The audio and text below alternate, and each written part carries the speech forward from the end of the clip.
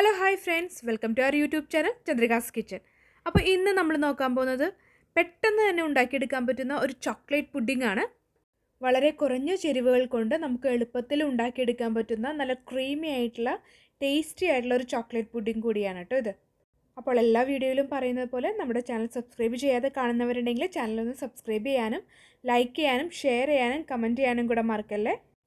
അപ്പോൾ നമുക്ക് എളുപ്പത്തിൽ ഈ ഒരു ചോക്ലേറ്റ് പുഡിംഗ് എങ്ങനെയാണ് ഉണ്ടാക്കണതെന്ന് നോക്കിയാലോ. അതിന് വേണ്ടിയിട്ട് ആദ്യം തന്നെ നമുക്കൊരു ബൗൾ എടുക്കാം. ആ ബൗളിലേക്ക് ഞാനിവിടെ ആഡ് ചെയ്ത് കൊടുക്കുന്നത് ഒരു 1/4 കപ്പ് പാലാണ് കേട്ടോ. അപ്പോൾ ഈ 1/4 കപ്പ് പാലിലേക്ക് ഞാനിനി ആഡ് ചെയ്ത് കൊടുക്കുന്നത് 2 ടേബിൾ സ്പൂൺ അളവിൽ കൊക്കോ പൗഡറാണ്.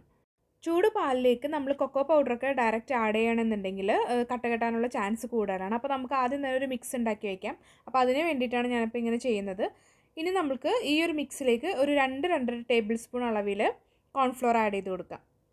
ഇനി കോൺഫ്ലോറും കൊക്കോ പൗഡറും അതുപോലെ തന്നെ പാലും നന്നായിട്ട് നമുക്ക് മിക്സ് ചെയ്തെടുക്കണം.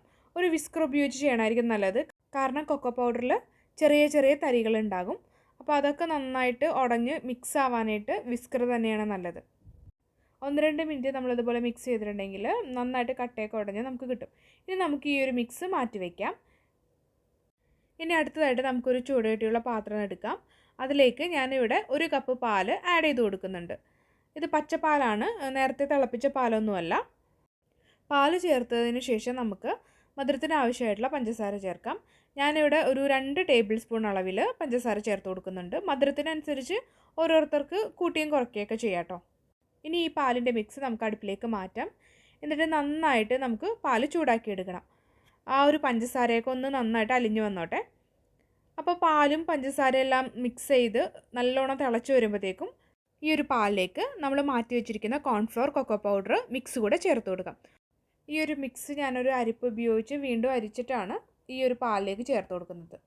അപ്പോൾ ഒട്ടും തന്നെ കട്ടയില്ലാണ്ട് നമുക്ക് കിട്ടും. ഇനി എല്ലാം കൂടെ നന്നായിട്ട് മിക്സ് ചെയ്ത് നമുക്ക് നന്നായിട്ട് കുറുക്കിയെടുക്കണം. കോൺഫ്ലോർ ആഡ് ചെയ്തുകൊണ്ട് തന്നെ നമുക്ക് പെട്ടെന്ന് തന്നെ ഈ ഒരു പുഡിംഗ് കുറുകി കിട്ടും.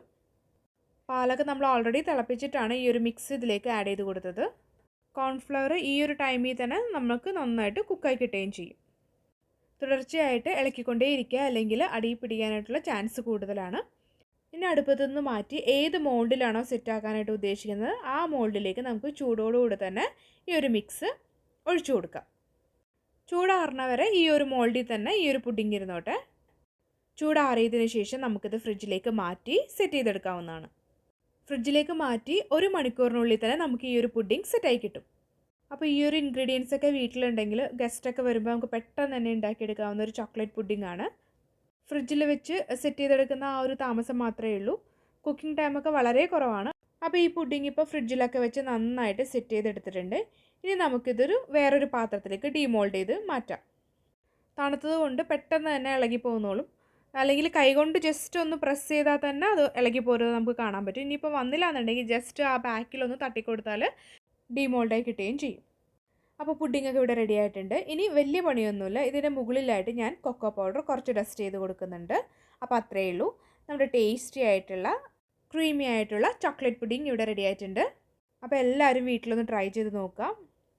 പെട്ടെന്നൊക്കെ ഷുഗർ ക്രേവിങ്സ് ഒക്കെ തോന്നുകയാണെന്നുണ്ടെങ്കിൽ എളുപ്പത്തിൽ തന്നെ ഉണ്ടാക്കാൻ പറ്റുന്ന ഒരു പുഡിംഗ് ആണ്. കാരണം അധികം ടൈമൊന്നും ഇതിന് വേണ്ടല്ലോ, പെട്ടെന്ന് സെറ്റ് ആവുകയും ചെയ്യും.